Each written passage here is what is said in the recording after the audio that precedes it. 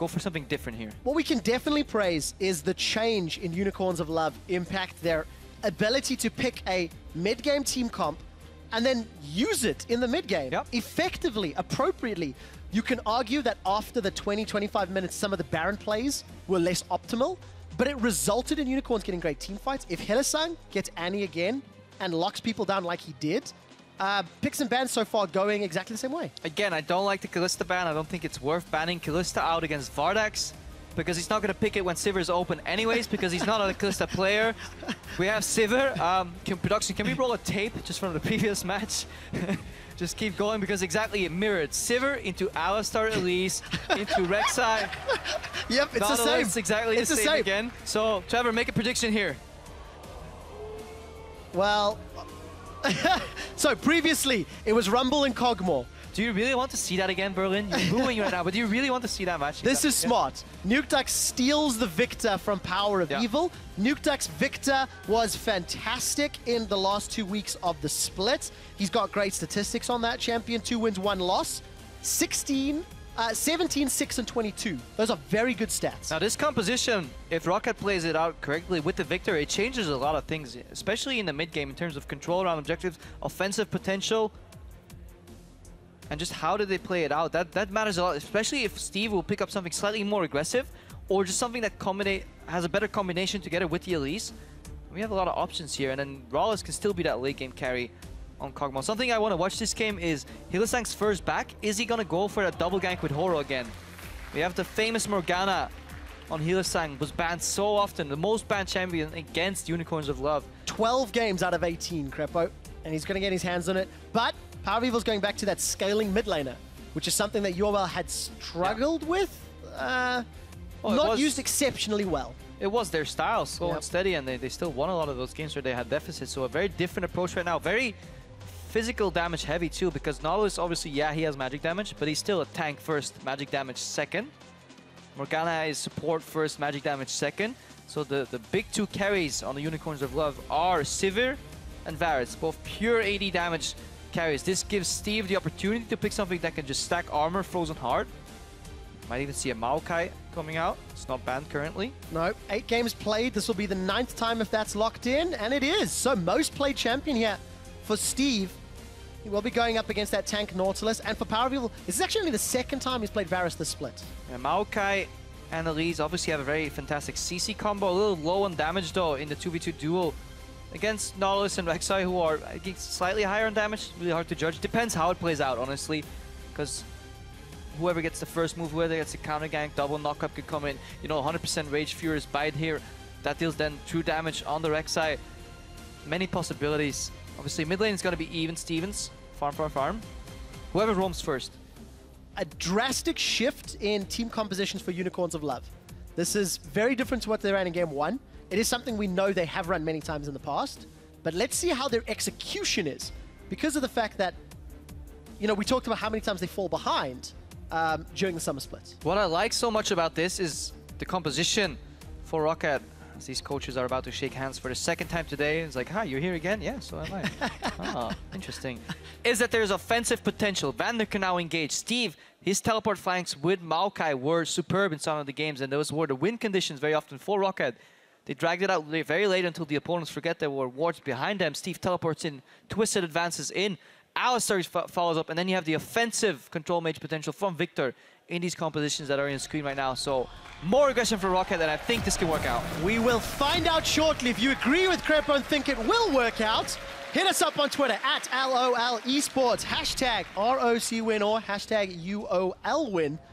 Unicorns have the fans on their side, as they so often do in Game 1 of the series. And PowerOfEvil's going back to the champion that he debuted in the spring playoffs against Fnatic. All right, this is the moment where you can track in the preparation leading up to this best of 5, whether teams have perfected one style, you know, have one recipe mastered, or a chef that only makes one menu. They have multiple menus on the board that they can whip out with cookies or not. I think you needed to have had more lunch today, Crepo. All this talk about food does make me hungry. It does. We did see standard lanes in the previous game, albeit swapped. So the duos went top. Does not look to be the case So, this game round. Let's talk about food, more talk about lanes. We have a double spell shield lane on the bot lane. That means that Alistar should never be able to land a combo. Should never be allowed to land a pulverize. Big range advantage here on Kog'Maw once he pops his W. Later on in the matchup, Alistar can sustain. So I think Sivir Morgana into Alistar, Kog'Maw goes relatively even. Slight edge towards Sivir. More of an edge towards Kog'Maw later on. And I'm going to have to retract my initial statement because we did see a recall there from ROCCAT. Duo seems to be going top. It looks like they will be finding Vardags and Hylissang, who are already in position. In the previous game, Horo got 3-buffed early on. We'll see if ROCCAT can get another 3-buffing jungle start. It's not as impactful. Exactly. So it's more about experience. Looks like perhaps a delayed invade 2 here.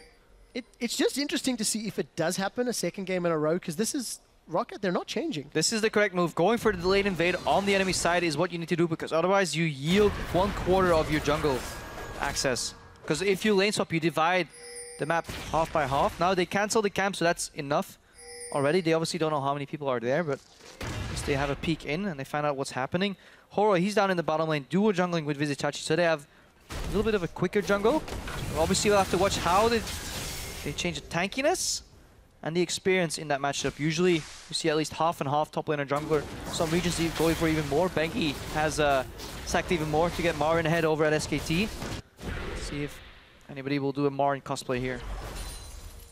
We'll find out in a few minutes, as we do see the lanes are now standardizing. Nukeduck on the Viktor that he's taken away from PowerOfEvil. You see on screen, played 3 games.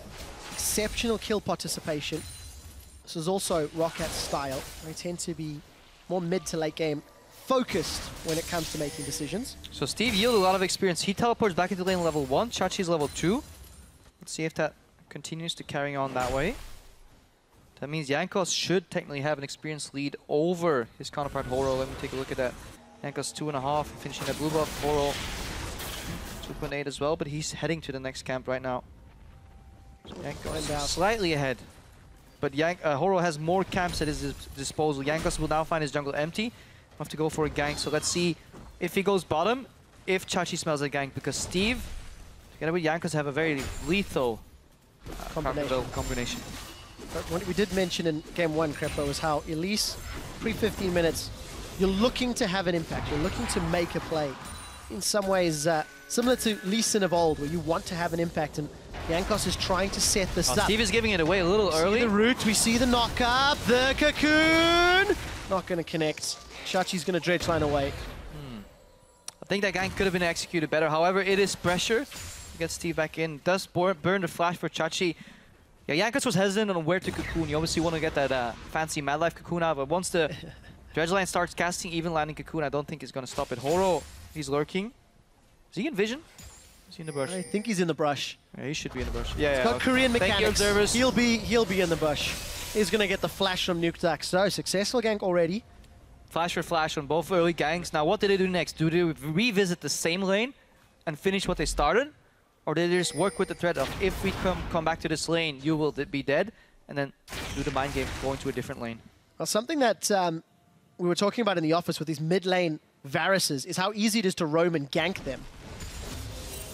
And talking about ganks, Jankos, he's giving away. Whenever Steve walks forward, Chachi knows something's up, because Steve, traditionally in his lane behavior, will not be walking forward. So every small step he takes is like, I want to get into twisted advance range. That's enough for Chachi to at least smell something's up. So it's very hard to gank a lane that is ever so slightly pushing, because your adversary will obviously give it away. Now, with that knowledge in mind, Steve can start faking it. He can start walking forward. And we'll see Steve going to try. He's going to get the knockout brief. The dredge line was used. The root comes out. The cocoon lands. Venomous Bite is available. There's another one. That's going to be first blood. Who will secure it? It's Jankos. Really good return. Really good patience by Jankos, because eventually, if Chachi is going to be continuously afraid of this gank, we'll have to yield CS. And good job on Steve for blocking that dredge line. Getting the escape path out. Obviously, no flash on a very slow, big Nautilus. Eventually goes down. MrRallez now, he's farming in the top lane. Ever so slightly down. This is what we predicted. Sivir will have the push advantage initially in this lane. Mid lane should be even. So bot lane is kind of the only lane you can really gank. It's really hard to gank a double spell shield lane. And it's really hard to gank for a double spell shield lane as well, because just, yeah, you're pushing constantly. Once you stop pushing your opponents, obviously you're going to know something's up. Sivir has been pushing me all game. Why is she no longer doing so? I'm probably getting ganked. Yeah, and we'll find out when Vardags and Hylissang decide to move down to the bottom lane. Tends to be when those dragons start to be looked at. You can see the average stats on your screen at the moment. But Jankos, way more active in the early game. He's had 3 ganks already. Just placed 2 the pink ganks ward because this wave is bouncing backwards. Combo on Vardags. Still has spell shield up. See that pink ward, I really like that. You come out of base from an advantage from your gank, you move to the top lane, you see that this wave will now bounce backwards, so they need safety. Because of that pink ward that's in the brush, that allows Vander to move his ward up aggressively, and he, if he wants to, or just scout in that area, and then he can no longer get ganked from behind. Or a lot harder at least, especially against a jungler like Rek'Sai. Dark Binding connects there onto MrRallez from Hylissang, and we see Vardags, despite the wave pushing towards him, still trying to wave clear it out. Horo's got that tremor sense, so he knows that Nukeduck was nearby, or at least he knows someone is nearby. And he's going to make his way out of the jungle, but he got some wards down. Yeah, not much is going to happen on the top lane. Horo, so he knows there's a pink ward in that brush. Vander expect 2 points to heal as Alistar if you're looking to play this matchup, just to get ROCCAT comfortably to level 6. So very neutral top lane, very neutral mid lane. Both Flash Bird, but no longer revisited by any of the junglers. So the action was around bot lane, which ironically is 2 tanks, which in your mind is very neutral in that regard as well. So let's see if Jankos is tired of trying to gank and will just invade Horo. Well, talking about Horo, you can see him on the minimap with the ring of vision around the bottom half of the map. Could look to jump on Steve, but maybe going in from the lane instead. I think they're afraid of a counter gank. Okay. He's looking for a counter gank position because he's predicting Jankos to not be anywhere else in the map, but he's top. And he's found Hylissang. Hylissang will be going down. Last hit gets connected by MrRallez, so early advantages to ROCCAT and Jankos. Yeah, look at that pink ward placement in the bottom right of the map right now. Right above Steve, that ward is a clear gank path, clear as day. Easy gank for Horo, but he's respecting Jankos as a jungler. He's saying, okay, if I was Jankos, I would be in the bot lane ganking right now. But Jankos says, well, I'm Jankos, I'm not going to do that. I'll just sneak into the top lane, have the help from my pink ward. Nice to go into the brush, and usually when lanes are pushed in, you don't expect to be ganked because it's incredibly hard to land that cocoon. Jankos, he succeeded. They take down Hylissang, double spell shield lane, ganking, dying to a gank is a mistake. Yeah, Flash is available as well. But a fantastic opening from Jankos. Yeah, and complete opposite to the previous game where his Elise had next to 0 impact on the map. This time round, caught out. So Cleanse used insta after the Chain of Corruption connects from PowerOfEvil. There's going to be support from Horo. Flash is going to be available in a second or two, but Hylissang with another roam, with a Dark Binding, with a kill for PowerOfEvil. And this is something ROCCAT will need to fix in their communication. Every time either Hylissang bases or dies, people will have to start playing careful because his roams are on point. Hylissang was a real threat leading into the playoffs in spring, and his opposite number, Vander, will need to try find something to pull it back in. Well, PowerOfEvil got some breathing room in that lane, obviously with the gang, so he moves over and loses nothing when he goes through that blue buff. Top lane, Steve and Chachi, forever dubbed a wet noodle fight. But they've moved their way up top, so that's the first time we've seen the lanes transition. Yeah. BF Sword versus the Sheen and the components of Phage, as you mentioned. That Triforce Kog'Maw. Good binding, and yeah, the poke, the BF Sword right now. Compare that to last game where that pickaxe just does less. And eventually you can whittle down the Kog'Maw. However, smart play by RALZ in good positioning. If he gets a couple of these W autos in with Sheen procs, it could be enough to do counter trade. Obviously, very interesting matchup at this point. Very range dependent, positioning dependent. Vander doesn't want to aggress on the enemy. He just really just wants to take those Dark Bindings should they ever go RALZ's way. Play defensive, especially when he hits level 6, then he can counter engage. And then the mind game starts. You W in. Is Vardags going to spell shield it? Is Black Shield going to come out? Do I pulverize immediately? Will they preemptively Black Shield? Very fun matchup to play. And you can see that in the way Vardags and Hylissang were positioning in lane, splitting themselves up, so the risk of that 2-man pulverize is significantly reduced. We do see Cinderholes picked up for both Horo, who's now in his own jungle. Jankos was donating blue buff over to Nukeduck. No mistake there. Secured that one. A Manamune picked up for PowerOfEvil. Another Dark Binding. Black Shield, he's going in. All the way in. Soul Shackles is out. This will stun. Only Vander, though. Unbreakable Will comes out. Vardags and Hylissang gonna look to continue chasing, but they end up winning the 2v2. Yeah, Vander did the right thing. He W'd out Vardags, didn't go for the combo. Says, well, either you're gonna get knocked away. If you don't, that means you use Spell Shield, then I wait, then I will pulverize. So 100% guaranteed peel unless Vardags did the ultimate outplay, which is flash over pulverize. We'll get to that later as Jankos hey! to Horo. Horo gets caught by the cocoon mid-tunnel. Still takes a ride underground. But Jankos gets away. The ward stays standing. Yeah, wards is there. It's kind of interesting that that pink ward has been allowed to survive this long by ROCCAT, because they must have been aware by now that there had to be a ward there. And it's honestly, it makes your warding so much more efficient because that ward has survived for over 6 minutes right now. Hylissang is stacking his gold item as much as he can. No straights. Zoning very effectively. ROCCAT and Vander playing very defensive. ROCCAT no heal, no flash. If he eats another Dark Binding, there's a lot of damage that can come out. And Vardags is up 10 CS right now. Obviously this wave will get equaled out, so in true Vardags fashion, he is looking to go bang on even on CS. But Horo is looking for a dive. See, Vander has no ultimate available. He's running low on mana as well. 140 is roughly the mana mark you want to look for on an Alistar. Pulverize costs 70 mana. Headbutt around 70, 65, so like 135, 140 is a combo mana. So you want to force Alistar below that, so every heal then puts it out of combo mana. We did see Vander and ROCCAT at least wave clear. We catch a glimpse of PowerOfEvil in the mid lane, shoving Viktor in, shoving Nukeduck back. Even on CS, but PowerOfEvil's getting damage on the tower, chipping it away. It's this pressure that was actually very present in the previous game, and you were well ROCCAT.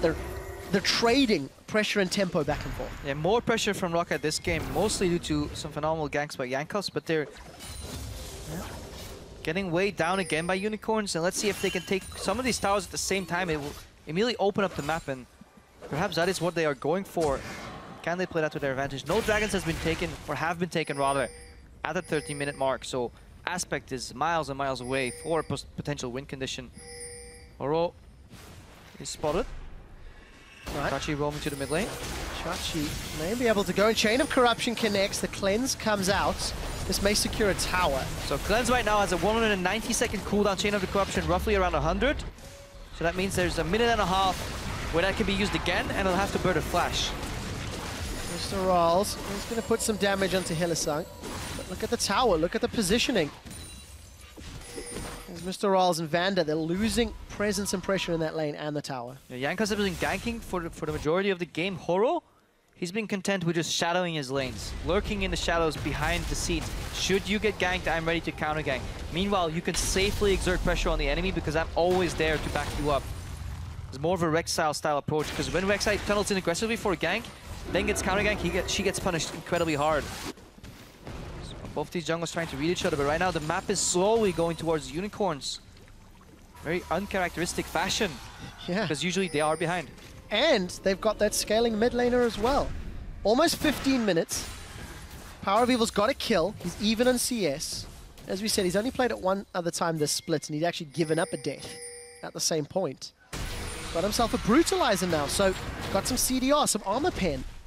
And is in a very comfortable position. A little bit ahead of MrRallez' average for that Trinity Force, and a needlessly large rod for Nukeduck. So item spikes are being hit on both sides. The one thing we have to stress again on this ROCCAT lineup, though, as we see the Unicorns take that dragon as a result of the exerted pressure, is that they're again very magic damage heavy. Every single member exerts some type of magic damage.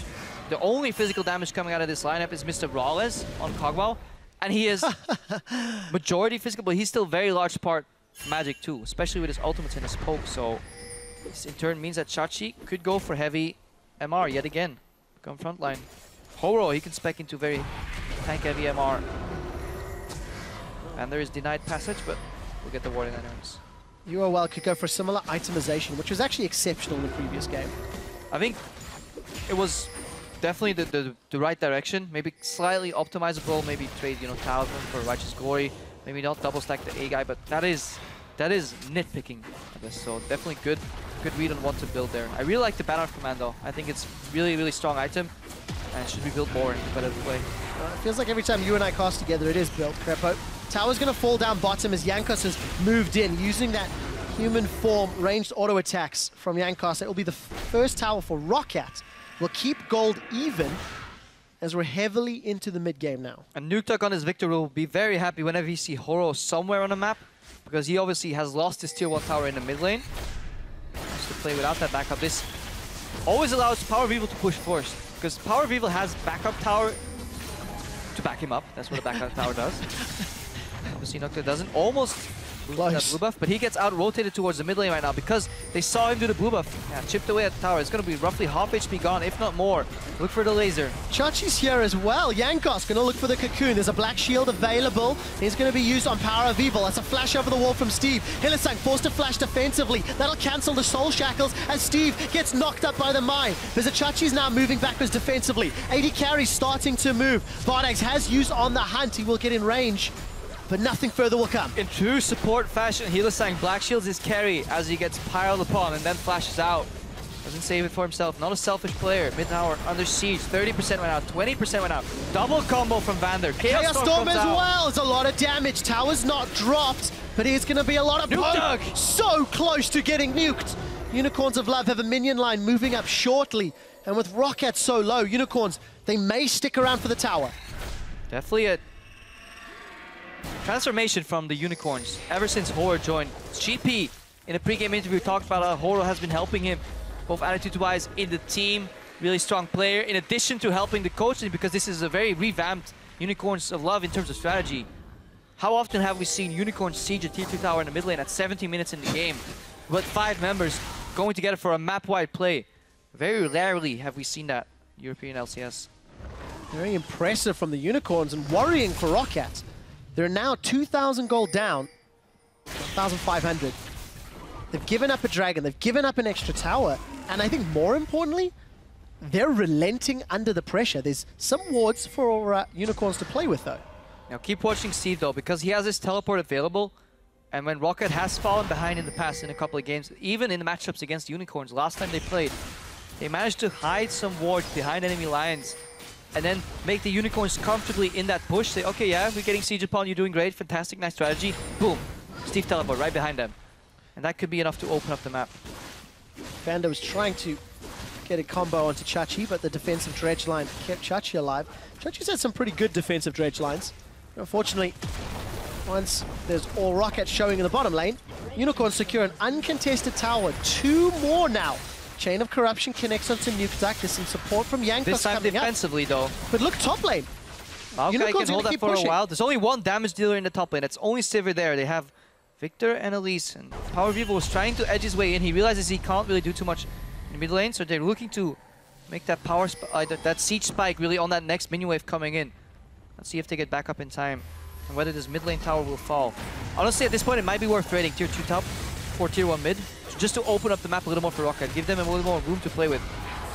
Steve gets bound, but he is very tanky, so ROCCAT can hold this tower. Double spell shield used, so that should be tier 1 tower for nothing. So, unfortunate for Unicorns, but great for ROCCAT.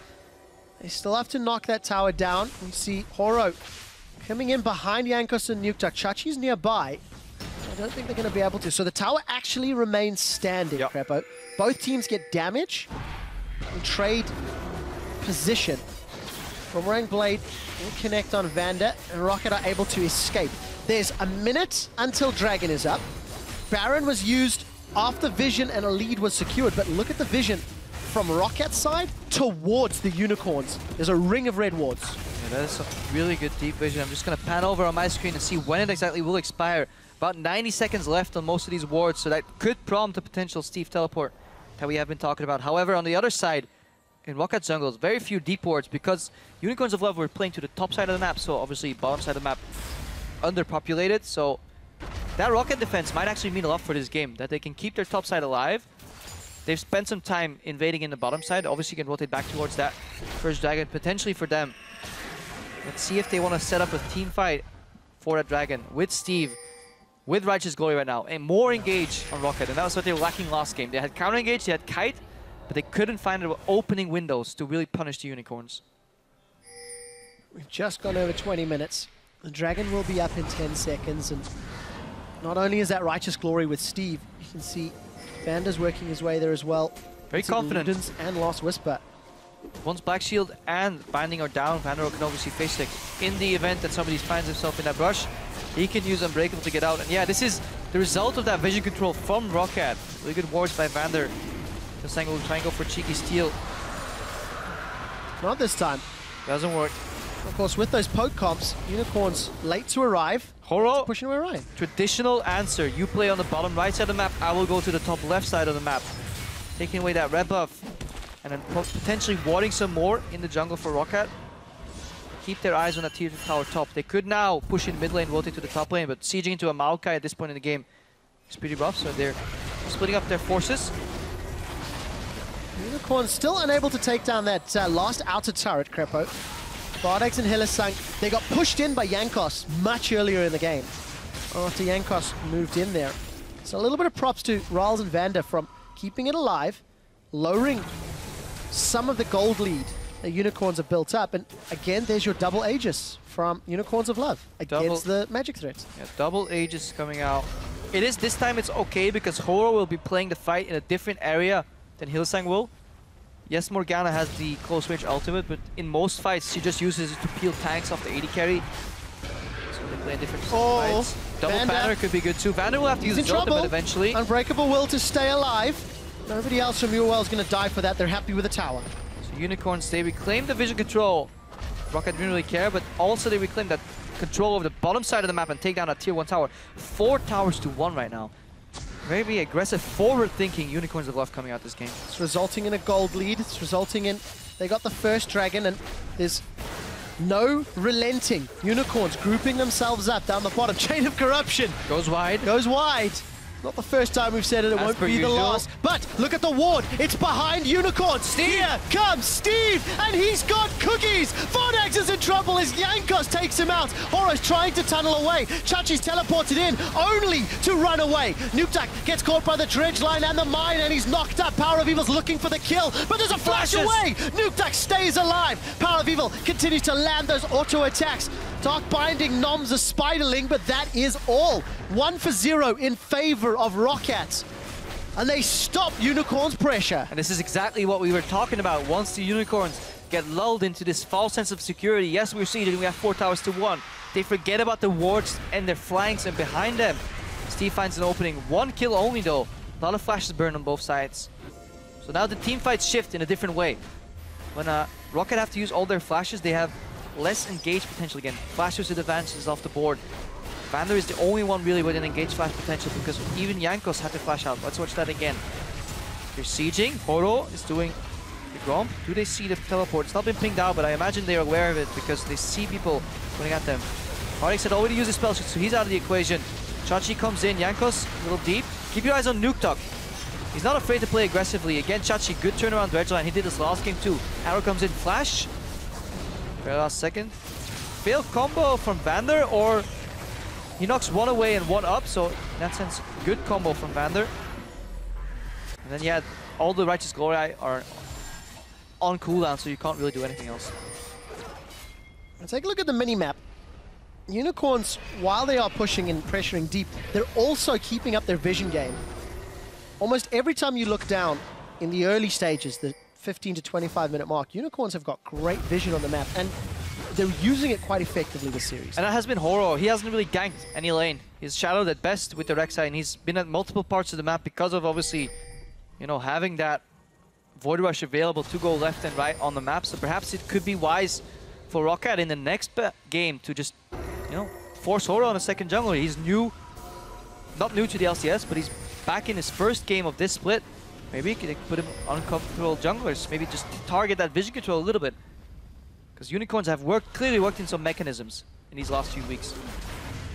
Hylissang working together with Horo, getting that vision out, then going for those towers, grouping up for those sieges. Dredge line from Chachi. It connects onto RALZ. Vander's trying to play defense, but the Dark Binding from the corner will at least slow RALZ down. I think Vander not only saved RALZ's life, but has delayed the tower pressure enough for Steve to get closer. He's coming on the flank. Hylissang is low.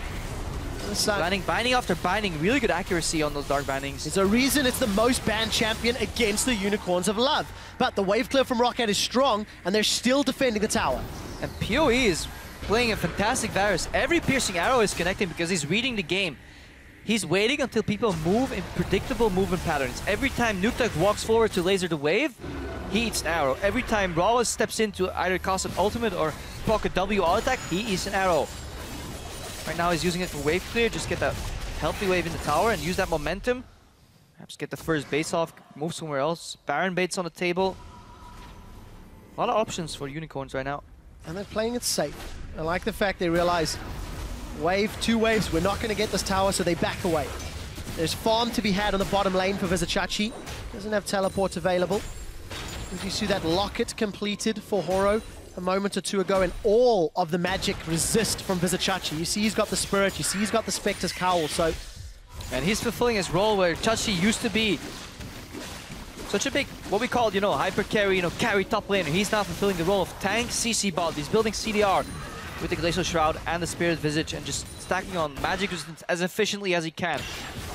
That Spectre's Cowl is one of the most efficient magic resistant items in the game. Get some raw HP, get some MR, quick finish onto the next item. Get as many as you can because ROCCAT is so heavily oriented around the magic damage. And of course, considering how important Nukeduck is for wave clear, this blue buff steal is also going to help out UOL. And ROCCAT sieging onto that middle lane tower right now, but as time progresses, that poke, that piercing arrows is going to do less and less because there's 2 Frozen Hearts finished on the side of ROCCAT already. Steve has 1, Jankos has 1. Nukeduck, no Zonias yet, so no armor there, and no armor obviously on MrRallez because he's not Genja and he's not building Randuin's Omen. Unicorns lose their outer middle turret to ROCCAT. They still maintain a gold lead and vision control on the map, so this will allow a relatively safe dragon by the Unicorns of Love. Horo and Vardags 2-manning while the rest of Unicorns hold off ROCCAT in the middle. Bit of a repetition from last game. Unicorns have these early moves planned out, but eventually they run out of easy towers to take. As the game gets a little harder, the gold gap kind of shrinks or becomes less relatively important. So only 2,700 gold remain. Unicorns have set their sights on these tier 2 towers, one in the top, one in the bot lane. ROCCAT, they're holding on pretty well, and as the game progresses, we have to remember that Unicorns are playing only with 2 AD carries type of damage. No magic carry in their lineup. And the last time we were at this tower, Crepo, there was a teleport from Steve. It was also a missed chain of corruption. A parade of missed skill shots coming out of Unicorns of Love. This will probably break the siege because Raul is coming out of base. He's working on that Blade of the Ruined King just to kite that front line, keep himself alive. We'll see. Unicorns, they really want this tower. It's the second last remaining outer. Chachi's going to get caught by the cocoon. Repel comes up from Jankos, but he's just going to drop back down where he stands. Righteous Glory's timed. 1 engage move out. Look for flash from Steve, look for flash from Vander. Unicorns, they're not giving up. Minion wave is pushing against them in the top lane. So someone's going to either have to deal with that, or they're just going to sacrifice the farm. All right, 1 more wave, 1 more attempt from UOL. Piercing arrow, that's a good one. Yeah, it's incredibly hard to get here. Nukeduck is playing this very correctly. The poke's going on to Steve, he doesn't care, he has sustain. MrRallez is hiding right behind the tower, and every time the minion wave comes in, nobody can force it in together, with champions because of that gravity field that comes out from Nukeduck. Then the laser's enough to clear it. Gonna be hard to siege. This tower has, Hylissang's the only one dealing damage to this tower, so I think Unicorns will need to take a different approach because no minion waves are exerting enough pressure. Unless 1 bind connects here from Hylissang. Second, ultimate from PowerOfEvil is up though. That could surprise ROCCAT. Look at ROCCAT, they're posturing forward. Cocoon does connect, but nothing more. Unicorns have shown great growth since the regular split. They're playing early, they're playing aggressive in terms of the objectives, but like the Baron baits in game 1 and now these inner turret lane pressure, it's just not working out the way Unicorns wanted to. Yeah, very stale siege there. If only you could leave a cardboard copy of yourself and sneak off to Baron. Okay, I would have believed, okay, they're still here. No. Sadly, that's not possible in League of Legends. Unicorns do realize that after 3 consecutive minion waves and 5% damage on the tower, they need a reapproaching strategy. They move over to the other side of the map. The only thing good about these type of plays is that you're both spending so much time in the bottom lane that the wards literally disappear to the other side of the map. Wards last 3 minutes. That siege alone was like 2 minutes on itself, so any ward that's anywhere around Baron is gone. So you can rotate out, there's no pink wards left, and then start baits. Not sure if that was the intention of Unicorns, but let's give them the benefit of the doubt and see if Unicorns focus now on the top half of the map. They seem to be grouping that direction on your screen. Banner of Command was picked up by Hylissang this time around. We see the Ghost Blade picked up for PowerOfEvil as well. So big item spikes as we've gone over 30 minutes, but... Steve's teleport, ward goes down. They notice that the Baron's going down. Look at how quickly it's going though. Teleport. They're backing out. They're forcing Steve to land because he has to, because otherwise they can recommit to the Baron. Steve has landed. He's been binded as well. Really good move by Unicorns. Baron is going to be hitting on Steve. That forces a defensive flash.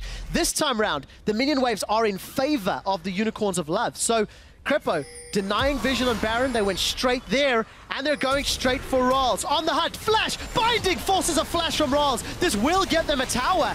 And a flash on the AD carry like Kog'Maw is so valuable. This was a fantastic play by the Unicorns. Honestly, unheard of. Haven't seen this the entire split where they go for a Baron bait, they force the teleport, let him land, back off for the Baron, don't race it, don't get baited into that 50-50. Translates into a rotation in the top lane. Aggressive flash to trade summoners with the AD carry. Morgana can easily play at the outskirts of a fight without flash. She's a support. Probably one of the supports that needs flash the least, because their ultimate really isn't that valuable on carries, more so on just peeling tanks away. So really good read. Now they can, again, push ROCCAT in, move back into the jungle, potentially choke out the vision there, or keep sieging this. They have multiple options at their disposal. And we'll find out what they decide to do. As it stands, Vander's looking for it. He's flashed, and that pulverize hit nothing. Jankos, he finds the cocoon onto PowerOfEvil, and we see the arcane smash coming for the kill. With PowerOfEvil down, what can Unicorns of Love do? Vardags is chunked down to half HP as Chachi's running as much interference as he can, but he's going to have to take a dive if he wants to stay alive. Black Shield will hold him for a few seconds before RALS gets one more auto. 2-for-1 trade. 2-for-1, a greedy flash from PowerOfEvil. He stayed long enough for Steve to connect a Twisted Advance, followed him all the way through, and then really good opening from ROCCAT. I realized Unicorns of Love are playing with fire when they're sieging. It's incredibly hard. Without those Baron buffs, I don't think, yet again, last game we said it too, they can't deal with the magic damage wave clear. Let's look at that again. Vander flashes but pulverizes offensive control. Chachi's not here. PowerOfEvil eats a cocoon, flashes out, but then, yeah, Steve connects with Twisted Advance, so PowerOfEvil's flash is down too. We can't heal. He's not running cleanse this game, so he couldn't cleanse out of that CC. Nukeduck and MrRallez untouched. Once one guy goes down, one of the carries, there's not enough remaining damage to take down or Nukeduck or MrRallez. So good opening by ROCCAT. However, Vander uses flash, Jankos uses flash, Steve doesn't have flash. So less risk right now for Unicorns. Well, Unicorns have made their intentions quite clear. Dragons and Barons. At least maybe trying to force ROCCAT's hand. 10 seconds till the next dragon will spawn. And I think ROCCAT intelligently moving there early-ish, and we see more armor picked up here for Steve as well. Yeah, that could very well be a Thornmail coming out from Steve, because he can... It's very easy and very, very fun for a top laner to see the enemy matchup and say, okay, they have only 80 base damage, I can stack armor. Very efficient build paths. Frozen Heart into Thornmail, Frozen Heart random into Thornmail. All possible as ROCCAT pick up their second dragon. Edge line is going to connect. We are going to see the Arcane Smash and the Twisted Advance. Vander's now in the middle of the team. Unbreakable Will is ticking. Another Dredge line pulls him back in. Unicorns are trying to reposture, trying to re-engage, and they're going to look for a tree. They're going to find the tree. They trade Steve's life for Hylissang. Flash from Vardags aggressively gets him a double kill. And now UOL at 30 seconds in 4v3. They need to get a Baron or an inhibitor to make that flash worth it. Flashing as AD carry for a kill on support looks pretty, but you'll regret that you did that next fight. She goes in, he'll get poked. Oh, that was a mistake. He did not want to find that wall. Not gonna. Oh, he does channel the ultimate. It catches Nukeduck, but it won't be enough. Remember, there's no flash for Vardags. It wouldn't have mattered as MrRallez gets the kill. Yeah, I think you were well misplaying that one. Unicorn's a little too happy on the trigger right there. Vardags flash, it looks pretty. Yeah, flash. Got him, boys. I just killed a 1 HP support with my flash. Let's siege. Oh, we hit a wall with Red Line. Oopsie. Happens to the best of us. Game goes back to a neutral state. 2 dragons to 2. Gold gap 2k. Fight over Raptors. But most importantly, these carries from ROCCAT are scaling up, and more importantly even, their tanks are getting tankier. Very one-dimensional item builds right here. It works when you got so many AD carry threats to deal with. Steve has got that Thornmail completed that you were theorizing about, Krepo, and we'll see whether or not Vardags and PoE can survive. PowerOfEvil's got no Bloodthirster, so if he's auto-attacking, he'll be in trouble. And Vardags is building his way up. The Alistar buffed cannon minion goes upon a journey. What I'd like to see from Steve here is actually, ironically, a magic resistance item, QSS. Because he's getting stopped in his tracks every time he goes in. Dark Binding, you know, Chain of Corruption, everything comes out. Imagine if he could just build back his glory, get a QSS, and surprise the enemies by soaking up the CC, walking and then just connecting into his advance, locking down a target. It could be a decent approach because right now he's tanky enough to survive these fights. We'll see if Steve is forward-thinking enough. Not even sure if that's a good build. I just thought about it. So perhaps there are many top players out there that are saying, Crepo, what the hell are you smoking today? Because that's not really smart, but... Well, look how long it's going to take Steve to kill. He's magic damage. Pretty easy. Empowered. Taking a long time. Teleport is available for Steve. Now, Unicorns baited it previously by a Baron play. There's some vision. Hylissang sidesteps the cocoon. Baron's down to 4,000. Teleport's going to start. Soul Shackles is being channeled. It'll hold Vander in place. Jankos is looking for the steal. Can he find it? No! Unicorns above. They get the Baron buff. Now Vander's going to get caught out as Jankos has already dropped. Vander still alive for a few seconds longer. Horo's looking for him and he finds him. Chaos Storm comes up. Nukeduck and ROCCAT. They want to clean house. Hylissang's running away and Vardags still does not have flash available. I don't think he can get to his side of the map though. Vardags is going to buff these Baron minions before getting away. It's at least going to shove a lane in. There's 3 members of UOL around the 3 members of ROCCAT, and this is going to put some threat on them. Steve eats a dark binding, and both teams fighting on the other side. Go buff those minions, quick! Ah, they're gone. Not going to be enough. Unicorns, they're looking for the fight. Where's Vardags? He's hanging around by the river. Dark binding, that could set up another kill. RALEZ has flashed, so keep your eyes on RALEZ. He has to carry this fight. Binding goes wide.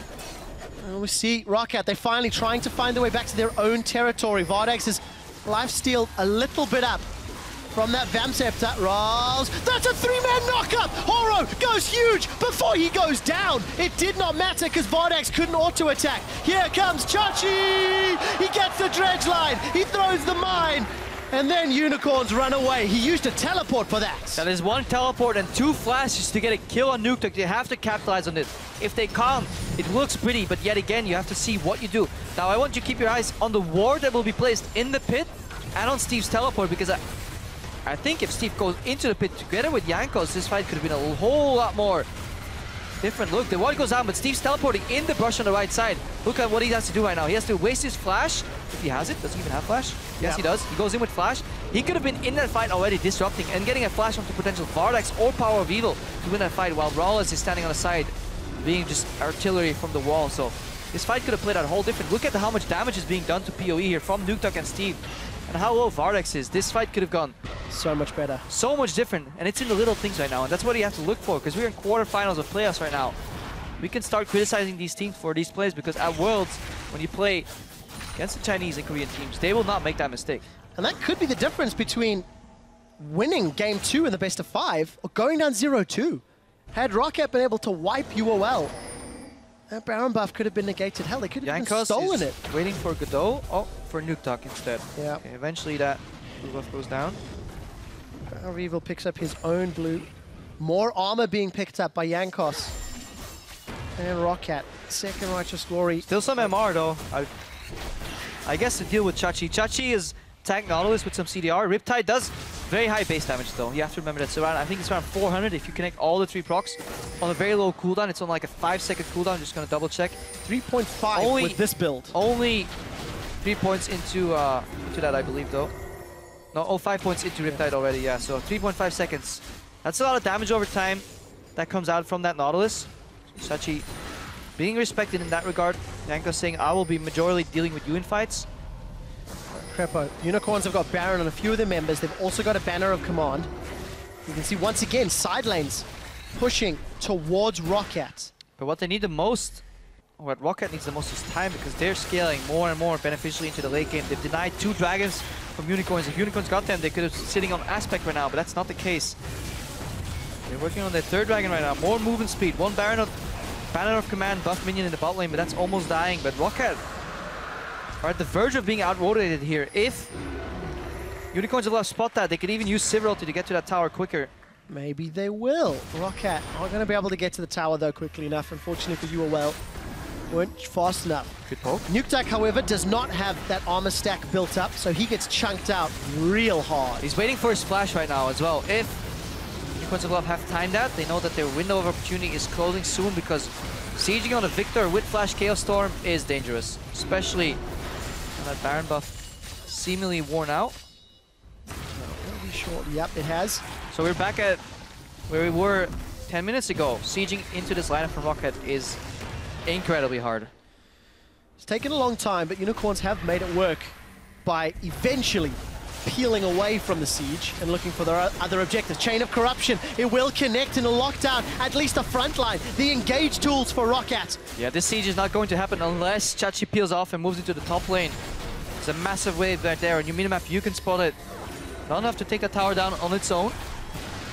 Small Full HP still in the top lane tower. Chachi was tanking the laser. A couple of autos from Vardags, but without minions around, that tower's got a lot of extra armor. It's going to take a hell of a long time for that to work. Chain of Corruption is on a 42-second cooldown. That is not very much right now. So that is what Unicorns of Love are looking for. They'll shoot it and miss intentionally. Because then, surprise, early Chain of Corruption is coming out. Nukeduck's in the top lane. He used his laser. Chain of Corruption is up again. ROCCAT may not be aware of this. They need a wave. That's meta. Miss this one. Bait them in, PowerOfEvil. That's what I do all the time. I like the thinking. We do see the Cocoon catches onto Hylissang. Black Shield's being channeled. Chachi's way up on the front line. Chain of Corruption is going to start to spread. Look for the carries. It's going to hold MrRallez. It's going to hold Jankos. Cocoon goes wide. PowerOfEvil still trying to spit out damage from afar. Steve gets pulled back in with a dredge line. The boomerang and the ricochet. It will get a kill. But Nukeduck will find one onto Vardags. Without Vardags, this siege is going nowhere. And Nukeduck may have saved ROCCAT's life. A very chaotic fight in the end. Vardags takes one step forward to finish off Steve, but he walks right into Nukeduck, and you see, it doesn't take much. He's not building armor because he's building straight AP. Have a look. He is now 763 ability power. That's enough to take down Vardags because he's sitting on an uncomfortable 1.9k HP. Viktor alone in a couple of spells takes that down. And yes, Steve, he's surviving so long in these fights. Look, he's building Frozen Heart, Random, and Stormmail, the most efficient triple item combo into pure AD-based compositions, because obviously he won't be eating much magic damage from Vizicsacsi. Vizicsacsi will be dealing with other members in the team fight.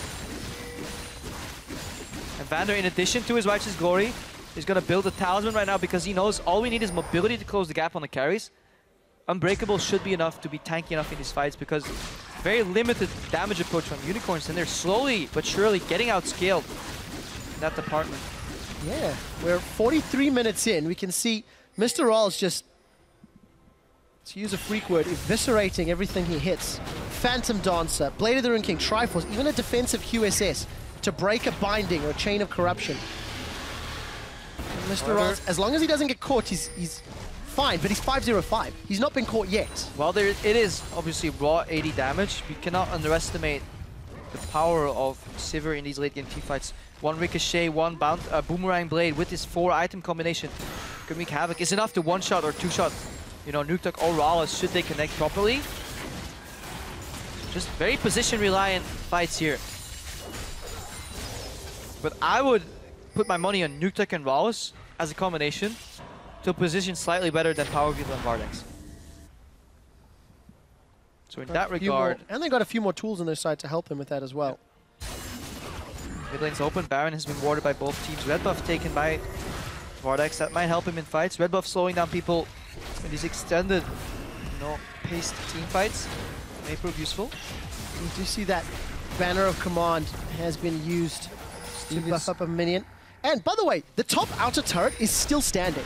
I think it's important to mention, ROCCAT have only got 2 towers this game at 45 minutes. We've been playing on ROCCAT's side of the map the entire time. But I'm having a look at the top lane right now. The Banner of Command buff minion is meeting a massive wave in the top lane. That is poor foresight from the side of UL. It's a complete waste to use that, I believe, 2-minute cooldown on that minion that's just going to get absorbed by that wave anyways. Look at Vardags. He's soaking up. That wave just took down a Banner of Command minion. In retrospect, that could have been down in the bot lane, you know, make it so that you can at least slow push, or first go deal with the wave, then use that cooldown.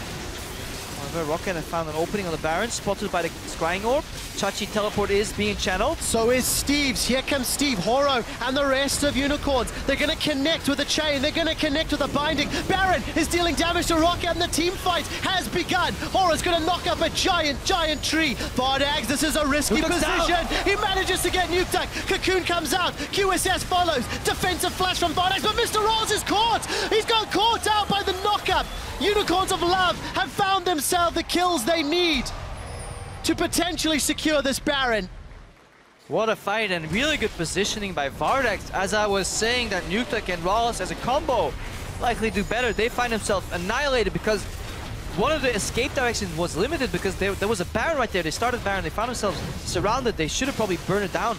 That was their approach. Keep your eyes on the bottom left of the side of the map right now. Vardags, he will come out once Nukeduck eats some card control in about 5 or 10 seconds from now. Get a boomerang on. For the rest, look at the right side of the fight. PowerOfEvil is pacing beautifully. He's staying out of engage rays. He's letting his tank take up the cooldowns. Once Twisted advance, and everything else is down. He's moving in. Now that boomerang comes out on Nukeduck. One ricochet, that's enough damage. Plus one big crit. And now PowerOfEvil, he will realizes that the best place to be in a fight is on the left side right now. So he flashes over because he connects with RALZ. Really good team fight read by the Unicorns. Exceptionally executed. And calculated. By the way, I believe that's 1 HP on Varus. Our observers just pinged me to mention that.